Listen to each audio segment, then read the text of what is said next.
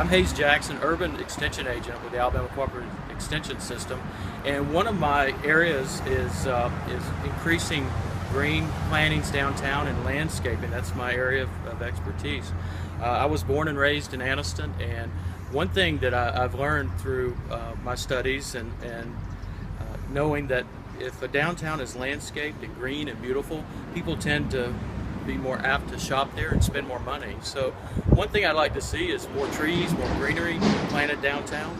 And going beyond that too is I guess being the science and the education aspect of me, is making these landscapes educational with plant signage and demonstration gardens, and doing something different that attracts people to downtown, just not to shop but to see the different landscaping ideas. We've done some xeriscape beds.